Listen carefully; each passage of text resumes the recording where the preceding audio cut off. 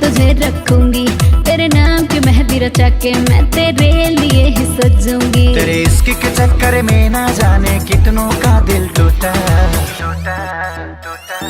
तू झूठी, तेरा प्यार भी झूठा।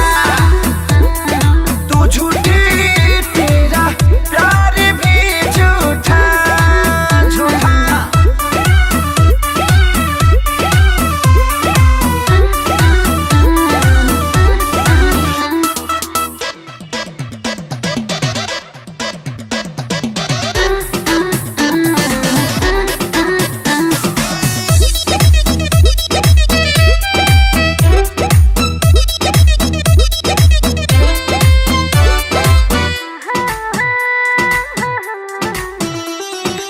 झूठी ना मेरा प्यार झूठा, बात समझ ले तू। अब आग में जल के बार बार क्या तुमको कहूँ लव यू। ना मैं झूठी ना मेरा प्यार झूठा, बात समझ ले तू।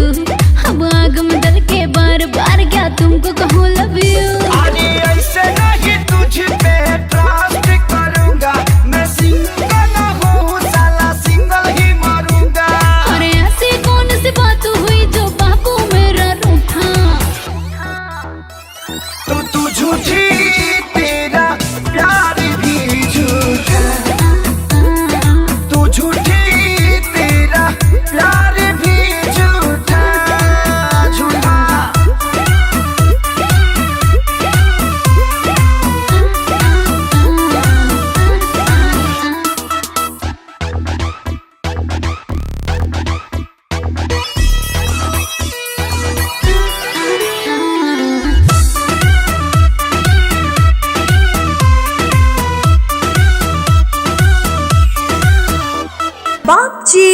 बुढ़ाऊ के डेंटिंग पेंटिंग होता है। कितनो लाल लगाम लगा ले केहू, लेकिन घोड़ी ना मिली। पुरानिया बैल के कितनो चोकर खिया दे केहू। अच्छा तू कट्ठा ज्यादा ना जोती।